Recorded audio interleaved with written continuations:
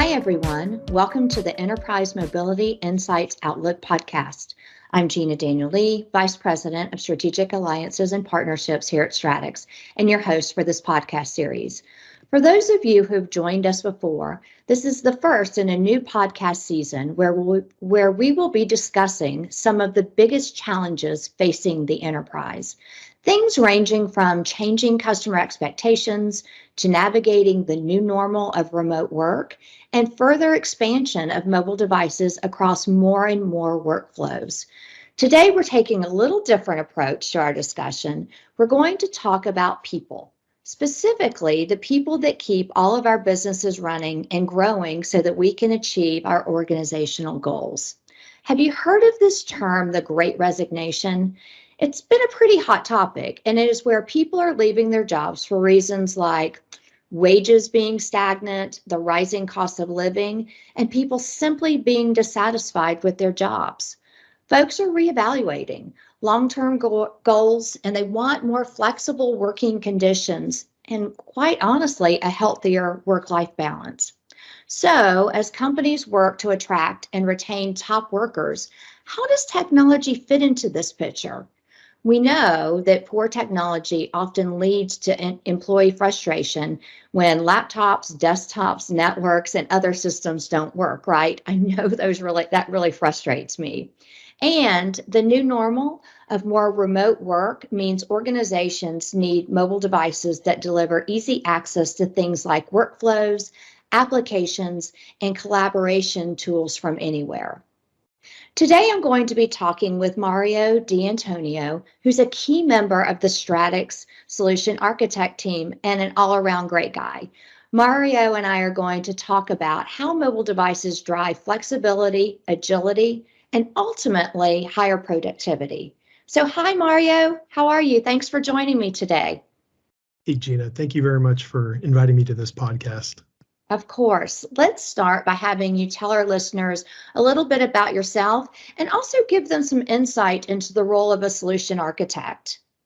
Yeah, thank you very much. I'm really excited to discuss how a mobility practice can counteract the effects of the Great Resignation. And first and foremost, for my team, we really bring two things to the table. One is a high degree of empathy. We see, we feel, we interpret events from our customer's perspective. And that allows us to do the second thing that we do very well, which is we fully consider the complexities of a problem. We simplify them. We're able to communicate them to different levels of the organization, and then develop a solution with a very high degree of confidence. I've certainly seen that in action. So our topic today, the Great Resignation. You know, this means many things to many people. Tell me in your words what this means to you. Yeah, I'm glad that you asked that. The Great Resignation really is, for me, professionals have been striving to achieve this work-life balance for a very long time, long before Tim Ferriss enticed us with ideas like the 4-hour work week. That's right. But the shutdowns of COVID had a tipping effect. And workers at all levels are starting to reevaluate their priorities in favor of life. The result, as we view it today, really is that Great Resignation. And it's forcing employers to change the way that they engage with their candidates, as well as how they're handling employer retention. So that, to me, is the Great Resignation. I agree with you. And let's dig into this just a little bit, because there's a lot of analysis around why people are actually leaving their jobs, right? And while it might not be the number one reason, I think technology plays a part here. So can you explain how technology factors into the user experience and quite frankly, the overall job satisfaction? I absolutely can. And I apologize, but I kind of talk in stories a little bit. So if you'll indulge me here, have you ever seen the Discovery series Alone? I have not, but I've heard of it. Fascinating. Concept. Yeah, it is. It's a fascinating concept. And what it is, I'll give you the short version of it. Essentially, what they do is they take 10 hardened survivalists, and these men and women are able to select their gear. Then they drop them several miles apart from one another into the wilderness. Last one to tap out gets $500,000. Now you got to remember, these are not your ordinary, average, everyday people. These folks were trained and equipped exactly for this job. And the fascinating thing about all of this is that the reason they tap out is not for lack of equipment or poor planning. Most leave because they are quite literally alone. And men and women are both social creatures, and we're meant to build community. And so I think there's a great correlation to that and the enterprise or the business experience that we all face. Because when you're standing in front of a crowd of your customers and your colleagues, and your boss is breathing over your neck, and your team is expecting you to deliver this absolute dynamite presentation, but then your laptop is rendered catatonic because it decides now is the perfect time for an OS update. With all those eyes staring at you, and you're just completely powerless to do anything to change the course of events, there's no better definition of alone than that right there. And I think mobility has a way of counteracting that. Yeah, I completely get it. I think I shared this with you. In my house, the terminology is I just want to hit print, right? I don't want to reconfigure my settings. I don't want to unplug something. I just want to hit print. It has to be that simple. It is. And it's that frustration that we have when we've lost confidence because the technology, instead of being our advocate, has become our adversary. And that's something that our team is working to correct. So tell me, what does a good user experience look like? Yeah, great question. I think from our perspective, that good user experience really comes down to how they're going to use those devices. It's about building in confidence. Will this device perform the same way I practiced? Will this device be able to share and contribute to the overall conversation? Can this device be flexible to my needs, my team's needs, and my organization's needs? And can I secure this device in such a way that my IP, my IT department, and really our own individual assets become a growth engine for our organization and not not the next thing for another organization to borrow and run with. So I think a great end user experience is very different for each end user, but it starts with selecting the right devices for the job and then having those devices deployed in such a way that it instills that high level of confidence in the end users. So when we provide a great experience for the end user, that could provide some challenge, though, for the IT teams that have to support that, right? Mm-hmm. Talk to me a little bit about that.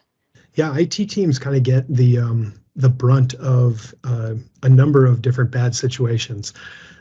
Ultimately, IT is responsible for every piece of technology inside of an organization, but they have to teeter between this kind of balance, and that balance lies between functionality and security. And so another story for you, if you just consider the Pentagon, right? It's the most secure facility in the entire nation. Every single device that walks through those front doors is completely managed and controllable by the IT organization, so that there's absolutely no security threat, period. Works great in that setting. It's horrible for the dynamics that ensue inside of an enterprise business as we're trying to ebb and flow with the customer needs and opportunities that lie in front of us. We have to remain flexible, and for that we need a high degree of functionality. Well, the opposite is also not a good suggestion for IT, because if you're supremely flexible, how do you manage and control your intellectual properties in such a way that they have and retain value? So the happy medium between that lies inside of a strong mobility practice where you don't have to sacrifice your security. In fact, most mobile devices that are available to enterprise today come with NSA approved security measures. But you also have a high degree of flexibility and confidence that comes from the fact that most users are in fact familiar with these devices long before they ever stepped foot in your organization. I think you're right. And, we've been talking a lot about the proliferation of mobile. And in this conversation, we're specifically talking about the Great Resignation. I heard you say earlier that devices are our advocate and not our adversary. So let's dig a little bit more into how actually mobile devices can help with that. Sure, absolutely. So one of the big problems that we try to overcome is like what's the General Patton line? No plan survives the first shot fired. We tend to come up with a great strategy overall, and I say we, I'm speaking on behalf of IT teams and technology decision makers in general. We come up with a great plan. We're going to use this device to perform these functions for these people. Great. But what happens when that all fails? What happens when the applications don't turn on, or the internet is spotty, or a device gets run over by a bus? Then what? And this is where a certain level of redundancy and accountability has to be built into the system. And so things like a mobile device already has that built in. And a mobile device is intended to be highly mobile, meaning it is going to be connected in sometimes, and other times you're going to have terrible hotel Wi-Fi like I'm experiencing right now. Sometimes you're going to have no connectivity at all, but as they say in show business, the show must go on. And so having a mobile device that was first and foremost designed to make the user productive, regardless of the situation, I think that tends to be extremely helpful to the end user. Another piece of that is just the high level of usability, and you can call it user friendliness, or even I like the term confidence, user confidence, that comes with mobility devices, because people are used to using their iPad, their iPhone, their Samsung devices, because they're already used to that. There's a degree of familiarity that they can take advantage of, especially when the things you count on, like cell service, just aren't there. Yeah, so you're hitting on, kind of my next thought here too. It's not just about the devices, right? But it's about the connectivity, the applications. Those are important too. That's right. And a good mobility consultant, a trusted advisor, these things into account. And it's a big part of our standard practice is that, yes, absolutely, we can help on the front end. That is deciding, what is the right device for these different use cases and all the different flexibilities within the organization. But also, what are the applications that are going to be necessary? What are the systems that need to be connected? And really thoughtfully progressing through the different possibilities as they exist within an organization. Then there's that next step, which is actually deploying the thing. So there's one thing to dream it all up. It's another to actually put it into practice. And a big part of deployment isn't just the provisioning, the kitting, the delivering of those devices. I mean, if you don't train people how to use these things, they're never going to figure it out. Some will figure it out on their own. I should take that back. But most will become incredibly frustrated, and that lack of communication becomes a big problem. And then later, as a user field, as we learn for how they've been used, it's important to take that information back to those key decision makers and say, hey, here's some additional ways, opportunities that we might be able to advance the business. But communication is key in all three of those areas. I agree with that. So what's one of the biggest frustrations around applications and the adoption of those applications that you've seen? Yeah, great question. And I'll tell you, the biggest frustration really is that the overall adoption. And I think lack of or missing people's expectations, which typically comes from a lack of communication or just missing the mark on communication, tends to lend itself towards increasing frustration. If we can spend time understanding what the real problems are from those that are actually having the problems, and then solve the problem for them, not just those that are making the decisions, educate them on how we're solving that problem. This becomes their problem to solve. They understand it. They're vested in this. the adoption goes right along with it because they are already deeply invested in the solution and understand that we're not just we're not just the bigger, smarter guys that are outside, thinking this whole thing up. It's really what we're doing is we're facilitating the ideas that they already had in their head, the solutions that perhaps they'd been thinking about but didn't know how to put together. And we're really building a solution that is custom tailored to their needs. So we've talked about the device and we've talked about the application, but none of that really means anything if the user's not trained on that solution, right? So let's talk about the importance of training people on the new technology before they actually have to use it. Yeah, this is a really good point, and I think we could do a whole nother podcast on training. But what ends up happening here, at least in my experience, is that decision makers tend to misunderstand the role of IT. Because IT is ultimately responsible for each individual device, they tend to get saddled with things that are way outside of their professional comfort zone. So while IT is great at understanding, interpreting current security policies, and seeing how that plays out in the organization today, what they are not strong in is training. What they're not strong in is enablement. That tends to require a certain degree of professional development experience, even adult education experience, those kinds of things where you can really get in, understand a person from their whole being, not just the position or the function that they're trying to perform, and get them that training. If training goes well, adoption goes well. If training goes poorly, I've seen entire device rollouts become jeopardized, and the investments for those rollouts become a point of, let's just call it massive political contention. Whereas, and especially in certain industries like education, where you've got folks with tenure that have been successful for many years educating students of all ages, you walk in with a shiny, flashy device that they didn't know about, they didn't have a say in, they didn't have, they weren't able to give their recommendations for training, and then therefore weren't able to receive what they needed in order to be successful with that device. I mean, that is the very recipe for a disaster. The opposite of that is also true. If you communicate well, set the expectations, and deliver trainings that are relevant to those individual users, you'll have advocates all over that organization.